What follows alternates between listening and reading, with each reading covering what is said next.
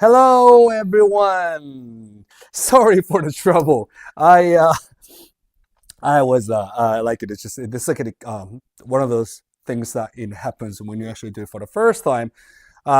Doing live. I mean, using OBS. Actually, it was a bit of a trouble doing it. But anyway, so welcome to Ryotaro Japan Live. So let me just put on my camera to do this. Hello. Okay, there you go. Okay, so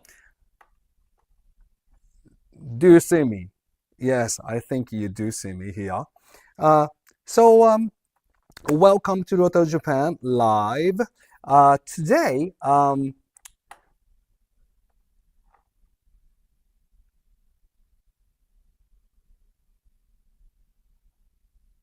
hello everyone, hello everyone, hello. Okay, so now it's coming. Sorry, it took me some time to actually figure out what was going on, but like sorry for the late.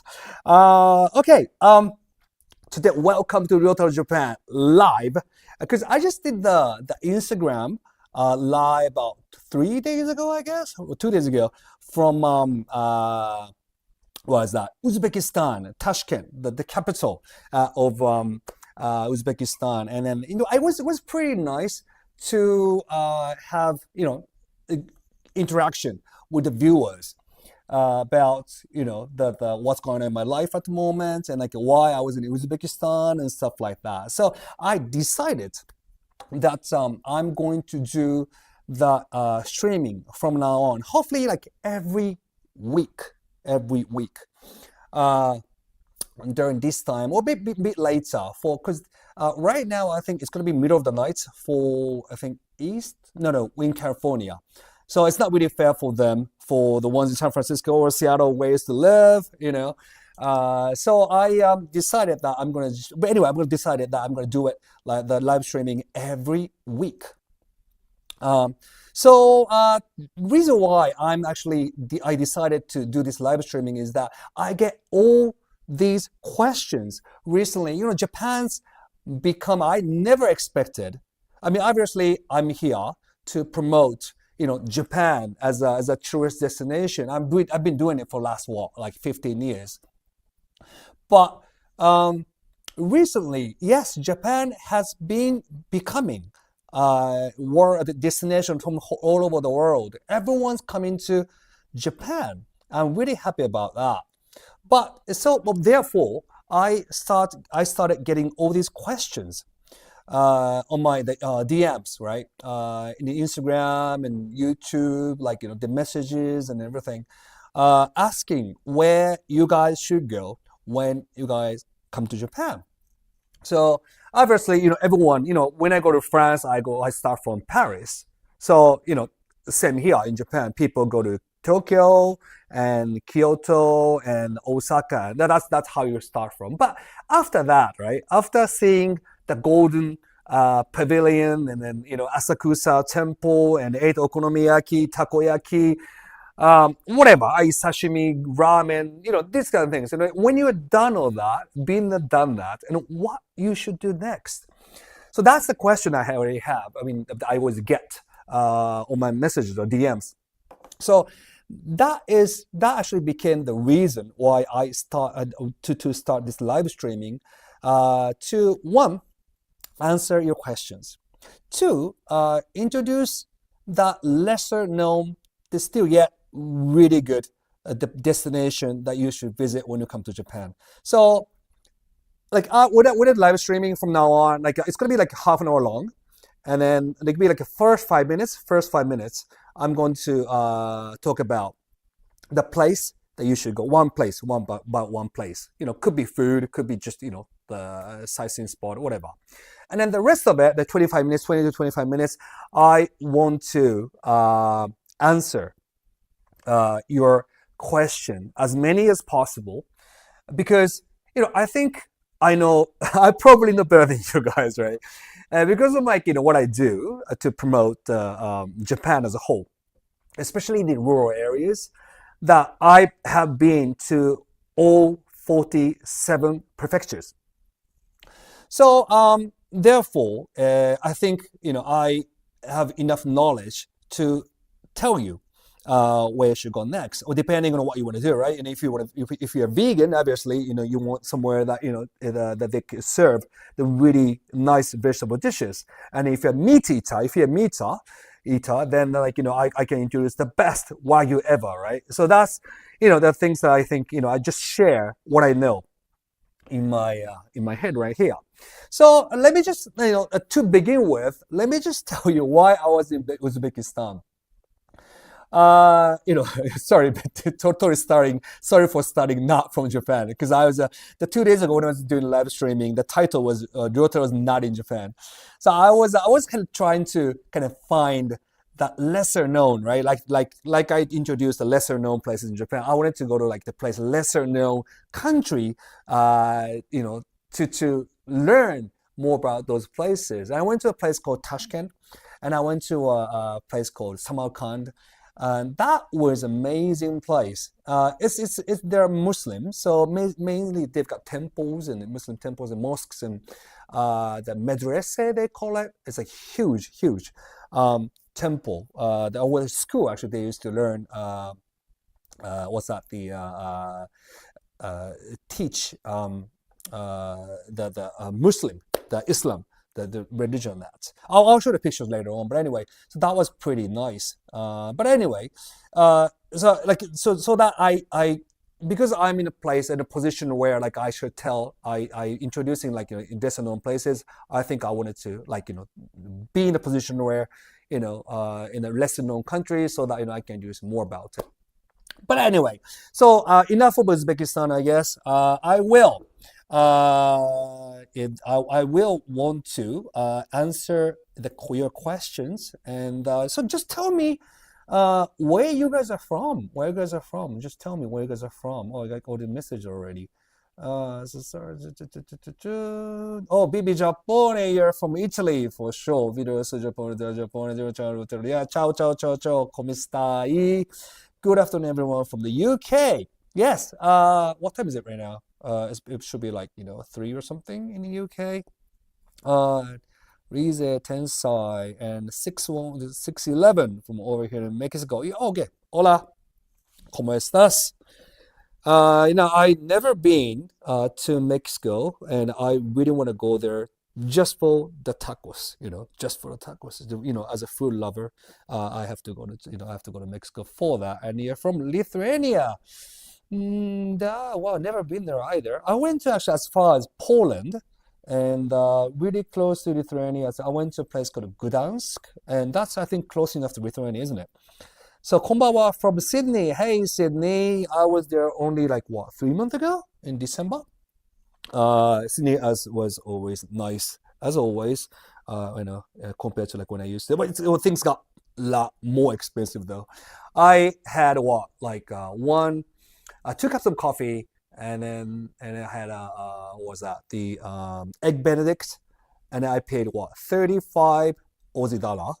And you might think it's quite low, but compared to the weak Japanese yen at the moment, it's amazingly cheap here. And if you're expensive over in Sydney.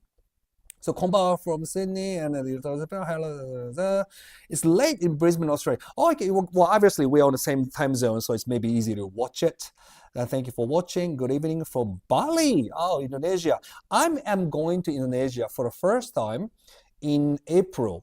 It's already April, so later this month, a place called Banda Aceh, which is like the west end of Indonesia. Indonesia is really long, right? East and west, and I'm going to the west end for the first time. I'm doing actually homestay there. I'm really looking forward to it.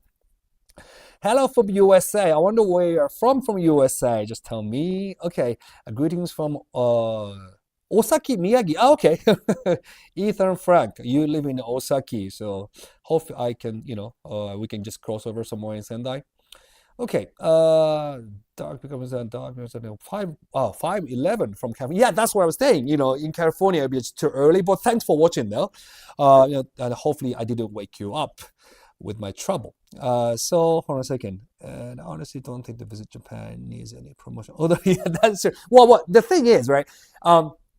Japan might not need promotion as a country, but like all these, there are many small like villages and cities, and has got lots of attractions, or many attractions that still like people haven't really reached there. That is my job, right? Is to tell you guys the places, amazing places with attractions, but lesser known yet. Okay. So to do hello for risotto. Hello, hello, hello. Oh my god, live stream. すごいですね. Yes, yes, live streaming. I'm doing it every week from now on. Oh my god, I said it. So I have to do it. Well, things are true. I like to visit more hidden gems. Yes, that is my job to let you know, guys, that. Hello from Osaka. Hello, hello, hello. And I be hitting up the dollar store there. Yes, yes, yes. And greetings from Singapore. Oh, okay, and we're on the same time zone, right? Or close at least. So it might be easy for you guys to watch it. Thank you for watching. Actually, when I go to Tokyo, right, sometimes I get spotted, and recently, many Singaporeans, just, oh, hey, Rotaro, what are you doing here? And I think so, since we are like both Asians, we could tell just subtle differences on the features, right? Whereas like, because I'm Japanese and I blend in, whereas like Chris, right? When let's say like he goes on the street and people say, oh, here's like Gabriel in Japan, there's a Chris there. Besides he's got the belly going on there, so like easy to tell. That's another thing. So some of my favorite places in Japan while was in holiday were outside of those bigger cities. Yes, thank you for saying that. Yeah, correct. I mean, yeah, I mean it's pretty like easy, I think, to get bored of those cities. I mean, there are three cities that when I go like France, I went to Paris. Like I wasn't bored of Paris for like the 3, 4, 5 days, obviously. But people who come here to Japan, like they travel longer. And then say you come here for twice and 3 times, eventually you will get bored of the big cities, and then you will want to travel outside those cities, and either east or west, it doesn't really matter. But yeah, so hopefully I can share some of the places that you might be interested in these live streams that today, or the ones that I'm going to do in the future. I love Japan. It's ruined visiting other countries for me. So, okay, thank you for that. Though I would love to visit the less mad crowded and rural parts of Japan, but I don't have driving license, and these areas can be pretty devoid of the reliable public transport. Yes, you are correct. Right now, though, they are now starting to introduce this. Like all of you might know about Japan Rail Pass, right? The Japan Rail Pass that you can just travel anywhere, like anywhere in Japan, using the Shinkansen or the train lines. With this pass, I don't know how much you paid. I heard it's got more expensive than compared to before. But so now they're introducing the same kind of deal, but for buses, right? So with buses, you can actually go to the places where it was impossible to reach by trains. So I mean, just look for that. I forgot the name of it, but I know there's one in Tohoku, where I live, on the east part of it, and that you can go to Aomori and Iwate, all these places on the bus with this train. So together with Rail Pass, I think it should work better. So yeah, check it out. Thanks for the comment. I think I got. Hold on a second. Let me just answer my question. Hold on a second. Okay, Brandon. Oh, thanks for 800 yen. Oh my God, thanks for that. Hi, Roger. I'm doing a 1-week road trip around Kyushu just before autumn. Do you have any hidden gem as spots and food recommendation in Kyushu? Yes. When you go to Kyushu, it really depends on what you like to see and eat. But one of the kind of lesser known places, or I say it's becoming popular though, is Oita Prefecture. See, the Oita Prefecture is lesser known as it doesn't have that Shinkansen. The Shinkansen only goes the west coast of Kyushu, but like Oita actually is on the east side of Kyushu. It takes about 2.5 hours on the ordinary train, the express, from Fukuoka Station, Hakata Station. In Oita, the what's most popular is called Beppu. It's an onsen city. It's got like hundreds of like onsen places or ryokan, and also public bath, so that you can just pay 300, 400 yen and then get in the bath and get out and then go to the next one. That's what you can do. And then in Oita Prefecture, what is most popular place? Not really popular. What my favorite place is called. There's a drumming team. It's called a drum tao. Drum tao, right? Drum tao is a group of people that actually does the Japanese drumming, but huge ones, right? And if you actually search for the my assistant, I'm pretty sure like he will put link there. And it's not Natsuki and it's not Chris, I tell you that. But anyway, so this place, the Drum Tower, they've got this outdoor stage in the Taketa city in Oita Prefecture. It's in the middle of Kumamoto and Oita Prefecture. So like it's right at Aso Mountain.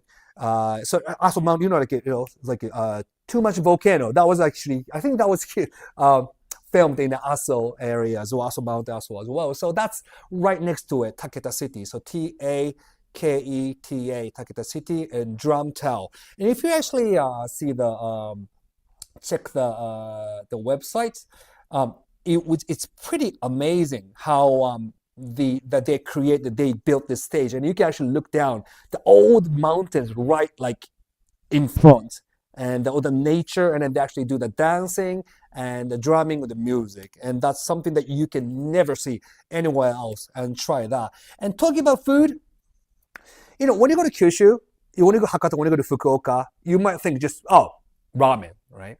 It's ramen, yes, but when you go it's a Fukuoka prefecture.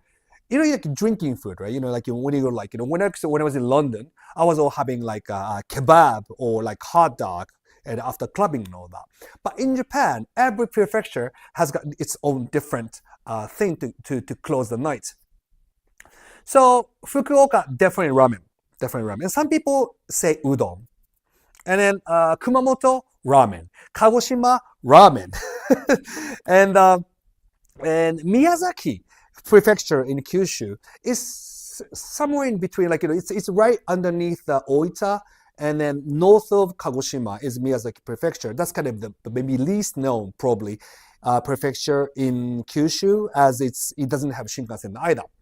But Miyazaki has got amazing dish. It's called kamaage udon. It's udon, but it's kamaage is like you actually it comes in the bowl, like udon bowl. You pick it up, you dip into the sauce, and you eat it. That kamaage udon it's something that I have to have every time I do the business trip, or like when I go to the Miyazaki. And then that many of the udon shops are exist in the Miyazaki city, actually, the capital city of Miyazaki. And just try the kamaage udon. And one of the places let me just name you the exact, like the name of the restaurant itself. It's called Odamaki, Odamaki, Odamaki. That is my favorite kamaage udon restaurant. That is a perfect thing to close the night. So try that. And thank you for your interest. Yeah, thank you very much. So let me just someone actually let me just check. And Mito Danny, thanks for the £5, sir. Thank you very much. Let me ask you a question. Hi, I'm visiting in October, but small ryokans can't be booked yet. And it seems that full plans with dinner and breakfast aren't the solo travelers. Okay, yes, ryokan is ryokan normally has got it comes with like a bigger room, right, with like two beds, many futons, and it comes with like a meal, the 2 meals, dinner and breakfast. But since these recently there are more solo travelers, not only like foreign faces, just Japanese people as well. Like there are many people who like to travel solo. So ryokans are becoming to accept these solo travelers, and they still like serve And if you want, I mean, obviously dinner and breakfast. And also, these ryokans, at many times, you can actually book them without dinner or without breakfast. You can just only have breakfast or like just dinner, only dinner. You can actually choose it. So if you don't see that option in, say, booking.com or Expedia or whatever, just mail them. Normally, if you just, search the website, they normally have the mail address. Don't just be scared of like, just not them like understanding English. Just don't, right now you got like, all these translating app or the software, the website that it translates to any language. So just send them a mail and saying that is it possible to reserve it without meals or just the solo travelers, how much would it be? Normally, not normally, sorry, I wouldn't say normal, but at many times they actually add some extra fees on these the website. So sometimes you actually could reserve the room cheaper because they could reduce the price because you're solo, and they could reduce the price because you're only eating breakfast. So yeah, just try that and then see how it works. And if it doesn't work, let me know. Okay. Thanks, Mitudani. I wonder where you're from, but anyway. Yeah. Hope this advice works for you. So let me just keep reading your messages. I'm thinking of moving to Japan for a year. Is it essential to be able to speak fluent Japanese to find work, or are some companies willing to support learning the language as you go? Very good question. Actually, I get many questions about working in Japan as well. Well, there are jobs that require the language or the Japanese language, and there are ones that few, but that doesn't. One of the ones that the most popular jobs that doesn't require the language skill is definitely, as you know, English teacher. That's how Chris started his career in Japan, right? That's how we met as well. When he was in Sakata, city in Yamagata Prefecture, when I met him, he was a high school teacher, English teacher. So he was teaching English every day, and he seemed like having quite fun with the students and everything. But then, while he was teaching English, he started his YouTube in 2012. And then, he got addicted to it. He I think released 30 or 40 videos, I think, by the time I met him. And it was like, what should I do next, right? Like I wanted to do YouTube. And it's like, oh, let's do it together. That's how we met and how we started YouTube. And the first video we made was in Yonezawa. And then that's how we started it. But the one thing about the getting a job is maybe that could be a good reason to maybe come to Japan. And then if you have extra skill, for instance, many of my many friends, my YouTuber or influencer friends, they sometimes, and Chris as well, right? He hires editors and who are good at editing, of course. And then many of editors do not speak Japanese. Many do too, but anyway, because that many times, right? He needs someone who speaks English and can do the editing. So it might be a good idea to come to Japan as an English teacher to start with, and then that would actually give you the right to stay here at least for like 3 years teaching English. And while you're here, try to look for something else that you can do without Japanese. And also, if you're here for 3 years, you might be able to just improve your English, Japanese, and then you might find the job. And I know how hard it is to learn Japanese because I know how hard it is, how it was for me to learn English. So it's quite a different language. It's just in the East and West, just so different. I know how hard it is. Therefore, in the 3 years, I won't say that you'll be perfect. You'll be like fluent in Japanese, but you'll be conversational for sure. So with that conversational like Japanese with fluent English and with some different skill like editing or like photographing or whatever, I don't know, something different, you should be able to find something. Thanks for asking. So Beppu the best, okay. And I don't have a name right now.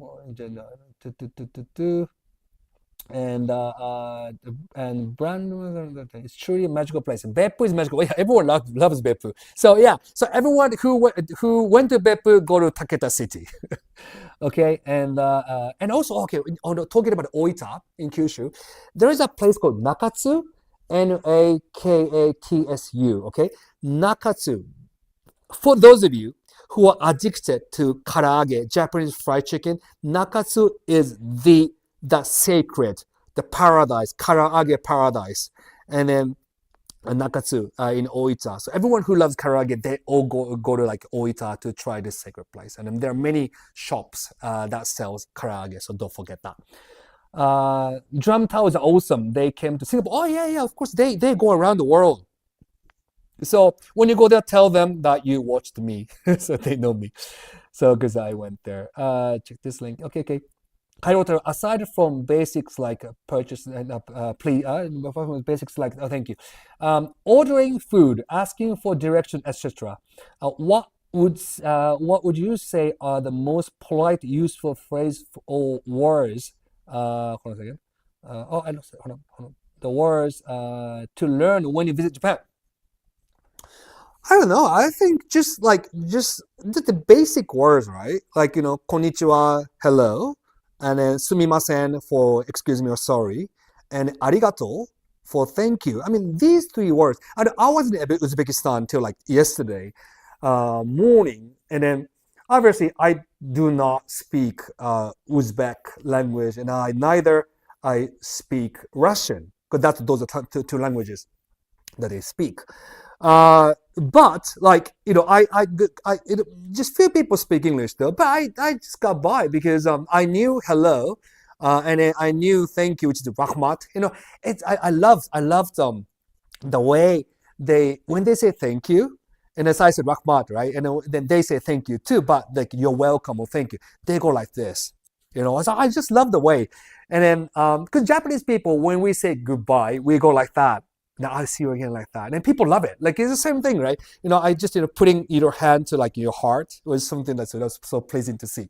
But anyway, so those three words. And also, kudasai is like means please.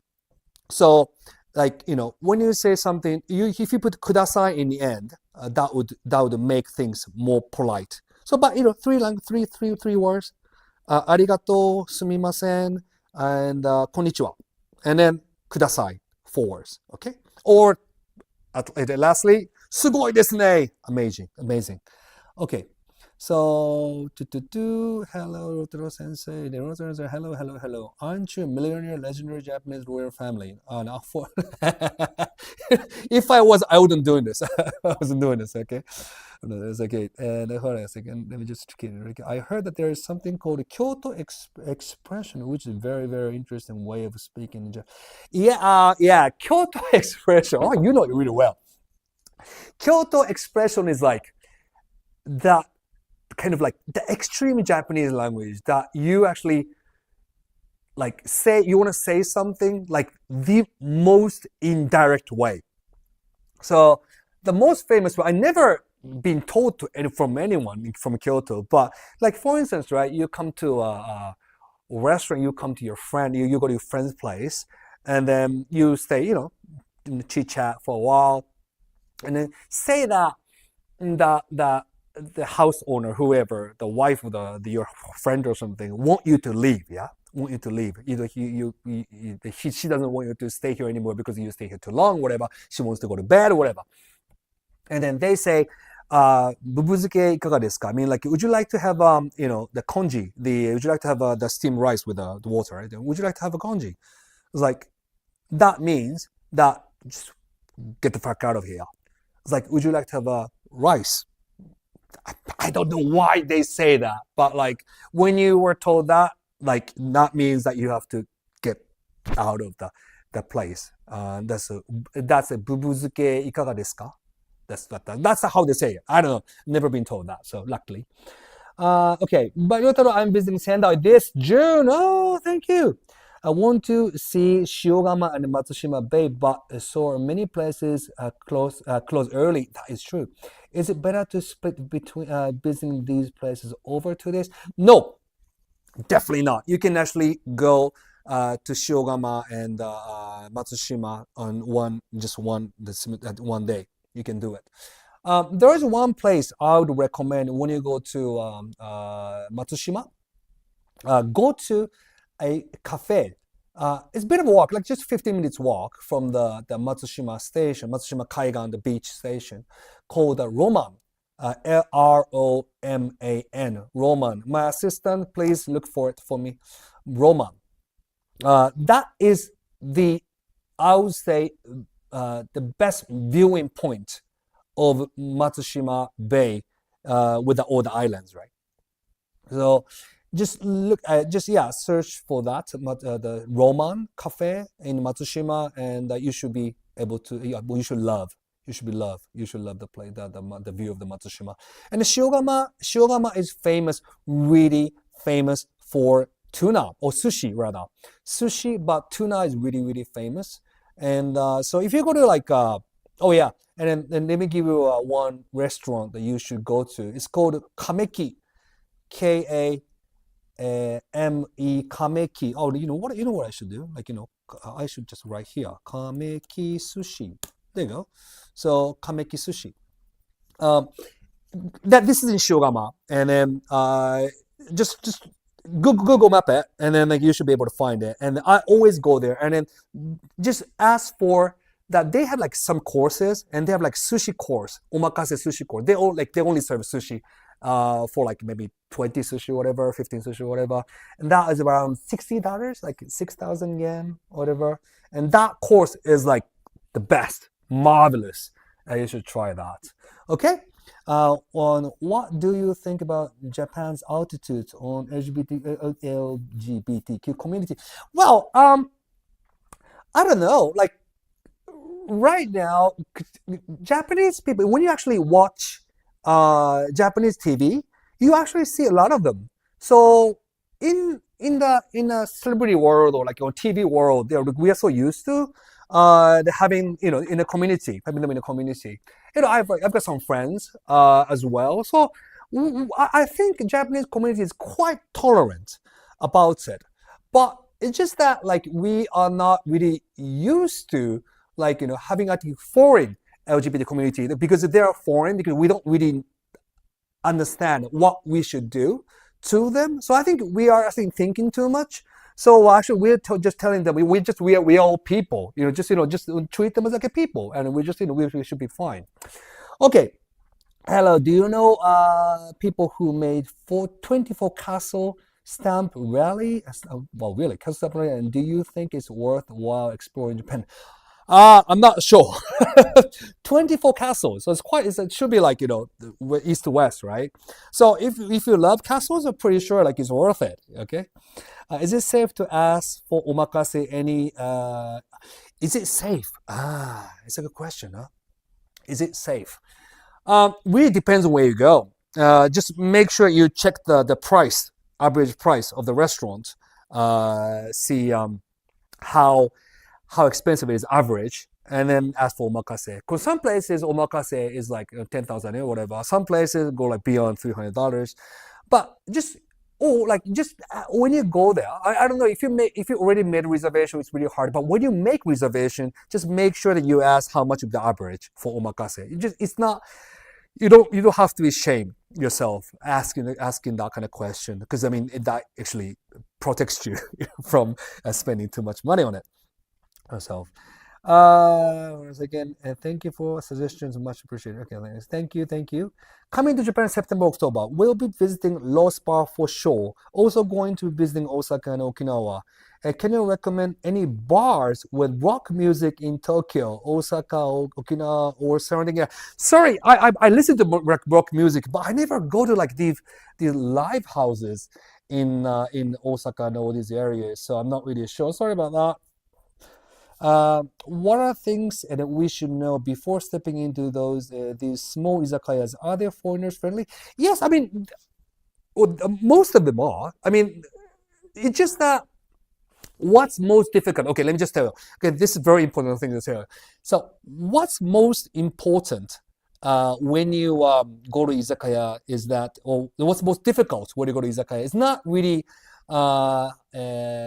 you not being able to speak Japanese. You can just use, just translator and stuff like that. It should be fine. But what's most difficult is what's best for that menu on that day is all it's normally written handwritten in the menu. So your Google Translator would not work. Normally doesn't work on the if it's handwritten, right? So that is most difficult. So just if you see that paper with the handwritten Japanese in front of you, that's what's best on that day. So chances are you just pick one, give me this, give me that. Nobody says it with a price too. So give me this, give me that, and see how it goes. Okay. Just asking again, I'm interested in being an LT. And do you have any recommendation of places to visit or in Miyagi besides Matsushima and Sendai? Okay, Miyagi Prefecture. I don't know if you. Many people go to Fox Village because that is the only like zoo. I don't know if you call it zoo, but the only place where you can actually hold and pet the a fox. It's like people here in Miyagi Prefecture, like in the Japanese people, it's like, why that place is so famous and popular, and people, like old people from all the world, or from all over the world, go there because that is the only place in the whole world that you can hold that and then pet the fox. So it's almost like koala, right? And we all go to Australia to pet koala, but in the only place you can hold koala is the Queensland. So if you go to New South Wales or like South Australia, you cannot hold on a pet. Or you can pet, but you cannot hold. So those of you who want to hold koala, go to where's that? Queensland. Sorry. Okay. Natsuki the man, are there any volcano sports you recommend? Is Natsuki here? Is Natsuki here? Oh, okay. Okay, let me just okay. Will you visit Osaka Expo this year? I'm not sure because according to the survey, right? According to the survey, we actually had recently 2 Japanese people. 80-something% of Japanese people are not interested in Expo, and I was one of them, and I am one of them. So I don't know what's coming out, and I don't know what's there. I need to learn more, and if looks interesting, it might be worth going all the way to Osaka. And it's not, that close from Sendai to Osaka. I mean, if you fly, it's only like, an hour and a bit. But, is it worth or not? I'll be waiting for your comments that who actually went there and experienced, what's out there. And just tell me if it's interesting enough, I'm going there. So that's like a Russian roulette. Someone else said, yeah, it's like a Russian roulette, but that's what's handwritten in the menu. That's the best. Okay. Is it possible to hike Fujisan other than summer? I mean autumn. Autumn. Not really sure when it closes. I don't know. Some people do, but I would not recommend unless you are guided by professionals. Then I might, they might be able to. But and also, I will be climbing Mount Fuji for the first time in my life on July 1st, and then coming back on July 2nd. So probably I'll be filming. So please look forward to it. Bullet train has to be the fast and frequent between Sendai and Osaka, right? For travelers, is a bullet train good for a week in Japan? Yes, I mean, bullet train, for instance, between Sendai and Tokyo is 90 minutes. And then Sendai to Nagoya is another 90 minutes. And Nagoya to Osaka is 1 hour. So it is very convenient. And then if you have like one day, you can actually go to Sendai and come back to Osaka. I mean, I wouldn't do that. It's just such a waste of, not waste, but just time consuming. I would just stay like a night in Sendai at least to do that. But it is fast enough to do that kind of moving. So I'm not interested in the expo either. Okay, yes, thanks for just one thing. How is Japan in September? I'm planning to go there and bring my brother to celebrate his birthday in Tokyo, but I'm worried about typhoons. Yes, September, and though, I mean, many of you might know that September is a typhoon season, and it really depends on the year. Depends on and every year is different. So like a cherry blossoms, right? And then some year it's really early, some years kind of late. And snow monsters, like some years, it snows a lot. And Japan is like that. It's always we are facing natural disasters. We are like a natural disaster parfait. And that's why I call this country, because we got like typhoon, and then we got like what, tsunami, and we got volcano, and then we've got flooding, and we've got what was that the tornadoes sometimes right now, and then what else? We have something else as well. So we got like this is like a department store of natural disasters. Thank you very much. My own recommendation in the Hokkaido in the summer is the best. Yes, I would say that too. And was there last July and the weather was lovely and temperate. Um, there is a I. This is the first time I'm saying this. I sh- I think I should have filmed that, and I wanted to. I should have shared with you. But there is one place called. I will type it. Uh,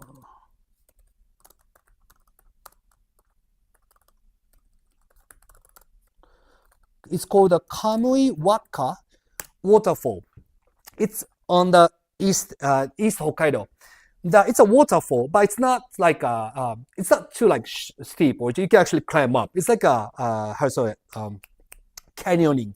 You can do canyoning in Kamuiwaka Waterfall in Shiretoko. That's East Hokkaido, and this Kamuiwaka Waterfall is it's kind of the only uh, the canyoning that you can do in hot water. So it's the whole water coming down is onsen. It's hot spring. So what you do is you climb up the canyon. You do the river, climb up the river. The higher you go, the warmer the water gets. So it's the first time the experience. It's an amazing experience I had last year. Last time I did it in Hokkaido, and then the most interesting is that the water, the hot spring, the stream, the flow of the water is strongly very acidic. That's so acidic that your shoes don't slip. So you can just walk, no slipping at all. It's kind of amazing feeling that normally, right? When you do the canyoning, you kind of feel that like slippery, because of the what's on the rocks and stuff. But this place, no. So just check on Kamuiwaka, and then you will, when you go there, you will experience this amazing canyoning ever. So try that. So I booked Airbnb in Itabashi. Where was I going? Itabashi, close to Kaname. Ikebukuro station. I know that Ikebukuro is quite a busy station. When should I start my day from there? Well, I mean, Ikebukuro is quite busy, but Ikebukuro is pretty big. It's got like many stations around it. Ikebukuro station is busy, but if you actually step away or like steps, just 2 stations away, and it suddenly becomes really quiet and it becomes really local. So you might want to go around there, and it should be good. Okay, one second, and waterfall too. Okay, then if you travel around Hokkaido and visit the major cities and hot spring towns, they have 12 days enough. 12 days enough. Yeah, go visit. Yeah, waterfall too. Yes, 12 days is enough. Yeah, I would say so. Hokkaido is big. And if you like, start from Sapporo and go to a place like Abashiri, then it takes about like 7 hours drive. Because when you think Japan is like being kind of small island, especially if you're from like States or China or Russia, but it is big in Hokkaido when it comes to Hokkaido. So let me just go some questions. Let me go up a little bit because I think I skipped many of you. So I go to visiting center. Okay, I read that. Okay, okay, okay. Okay. Any hidden gems which are easy to accessible with a baby carriage and but still being somewhere in nature. Greetings from Austria. Grüß dich. So uh, I would say traveling on Shinkansen is definitely is kind of a baby friendly. And also, I don't know if you drive. If you're from Austria, then you drive on the right side. So not. But if you're from Australia, then you drive on left side. So it's kind of easy. But if from Austria, then it might be really hard for you to travel. Then in that case, I would go to as far as possible with like Shinkansen, and then maybe you can hire a taxi for a day. Then you can just put your carriage in a trunk in a boot, and then just ask him to around the area. So that might be the one solution. Otherwise, recently there are many people who actually will guide you and help you, and then they drive you at the same time. So like the bilingual driver, you can hire them as well. Okay. So, getting fast forward. Hold on a second. Let's just go to the last one. Hold on a second. Uh, oh, Natsuki the man. Maybe I should tell you about some place in Japan that I can recommend next. What should I do? Do you want to know? So what is he talking about? Maybe I should tell you about some place in Japan that I can recommend next. Okay. Oh yeah. Okay. Okay. Okay. Uh, Natsuki and I were just talking about like 3 hours ago, and then I talked to him. I told him about this live streaming, right? I'm doing this, and he was like, "Oh, when can I be in it?" I was like, "Yeah, okay, anytime." He was like, when are you doing next?" I said, "Oh, maybe this day, this day, this day." I was like, "I'm not gonna be there. Can you do this on this day because I'll be in Sendai, which was the 14th?" He said, "Are you Natsuki?" He said, "14th, right? 14th? 14th, are you sure?" And then so he's coming to Sendai or from Yamagata, and he wants to join this live streaming. So it'll be fun though to it'll be nice to actually do the live streaming like Natsuki next to me, sitting right here without a Brit. It will be something that is quite a show, I guess. It will be fun. So, and again, I think that the theme will be the same, right? Because I mean, Natsuki is from Yamagata, and he knows, and he wants to promote the area as well. And I'm pretty sure that he knows more places in Yamagata that is really nice to visit. So that's gonna please the sensei, yeah. And then he will tell you, he will teach you all the good Japanese and bad Japanese at the same time, yeah. So Natsuki, are you coming? It's Natsuki the man. Is he answering my question? Is he answering my question? Natsuki, 14? Are you sure you're coming? The first time I saw Natsuki was like in a video that in his the Chris's really old apartment, and then it's like his English lesson or something, and then Chris pointed out the vacuum cleaner and said, "What is this?" I was like, he doesn't know. I know, like he first of all he pointed out the microwave, and then like, what is this? He goes like, "Oh, electric box," because in Japanese, denshi renji, which is like electric range, whatever. And so that's the electric box. And then the Chris pointed out the vacuum cleaner, and he goes like, he's like, "Oh, what is this? I don't know." And he goes like, "Oh, vacuum cleaner." He's like, "A fucking cleaner." Just, that was the first time I saw him, and that was so hilarious. I just could not believe he said that. I could not win against this guy. But since then, we became friends and everything. So nice. Yes, 14th. Yes, 14th Monday. Yes, and we'll be online. So make sure you check out, right? Because I'll be posting this live stream the 3 or 4 days beforehand, so we should be able to do that. Sorry, this noise. Noise. Okay, so I'm in my office right now, right? And this goes like, we are closing soon. So for those of you who are still in office, get the fuck out. So, hi Rotaro, I want to move to Japan next year. Which town or city? is your favorite in Ishikawa, Fukui, Kyoto region? Okay, Ishikawa, Fukui, Kyoto. Okay, Toyama. Toyama is definitely my.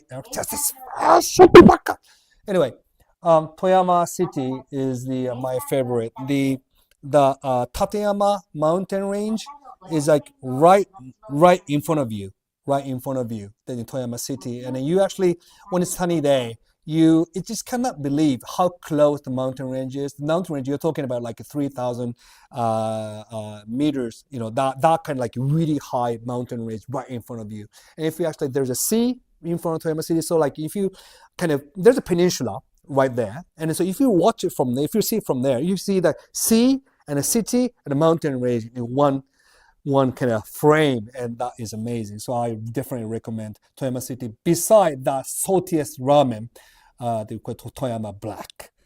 You can't stay in office. No, you can. If you actually tell the securities that you're gonna be in the office for like that's what I was doing, right? When I was like, I was, because right now I sometimes I depend on the editor and everything, but in the first 10 videos or whatever, I was just doing all the editing myself. And so I had to stay up all night, all weekends, back in those days. And I had to stay all night in this office. And I brought in this camping bed and I was sleeping on it. It's a good old days. Kyoto is a great place to move, but Tateyama is very special. And yes, Tateyama is very nice, very nice. And a Sunday night in office, G. Hello from England. What's your favorite kind of sushi? I mean, for those of you who watched the my videos like 3 videos ago, I actually went to Australia, Tasmania, by sea urchin. And the sea urchin is my favorite, and then like maguro, the tuna, is my second. There's like a fatty tuna and a fatty tuna and a lean tuna. It's like akami and chutoro and otoro. Otoro is a fatty tuna, but I don't like that just too fatty. The chutoro, the fatty tuna, is my second favorite, and the first favorite, the most favorite, is sea urchin. So I'd love to have you start here too. Yeah, maybe you go to Yamagata and well, actually, some fans actually went to Natsuki's hair salon. And I thought it was anonymous. I thought like no one knew like what it was, and some people found it out. They went to say hello to Natsuki when he was doing the haircut. So that was pretty amazing. So thank you guys. I was expecting to do this live stream for like half an hour, but now it's been like 1 hour. So thank you very much for all these questions. So I will keep this live streaming every week, hopefully. And next time will be 14, I guess, and the 14th of April, doing live streaming with a guest, Natsuki the man. So he'll be coming all the way from Yamagata to visit me, and he will be doing live stream without the Brit. So that would be fun. So yeah, thank you very much. And yes, there are still cherry blossoms, and then I think Tanuki, my friend from the Twitch streamer, she's doing the around Japan, just following the cherry blossoms blooming right now, and she's in Kyushu right now. In Sendai, it's not blooming yet. It's a bit chilly, so it should be blooming in about a week in Sendai. So if you're coming to Japan like next 2-3 weeks, make sure that make sure to check out like where the cherry blossoms are blooming. And also, I might be going to the Lost to say hello to the guys. So, thank you very much. Shadi. Oh, okay, sorry. Okay, I'm gonna answer a question. You paid 500 yen. Thank you so much. Sakura-san, welcome to Japan. Welcome back to Japan. Yes, because I was in Uzbekistan until yesterday morning. I hope you enjoyed your Uzbekistan trip. Our podcast is coming out soon. Oh yes, Shadi, he is a Syrian studying at Tohoku University, and he's got his podcast, and then that podcast is coming up online pretty soon. He's releasing it soon. He interviewed me in there about my life, what I'm going to do. Since there is a announcement coming to asking me to get the fuck out of this place, I think I'm going to close this live streaming. So thank you guys for watching, and I'll be seeing you with Natsuki next week or week after next week, the 14th of April. Make sure you be online. So stay tuned. I'll see you later. Thank you.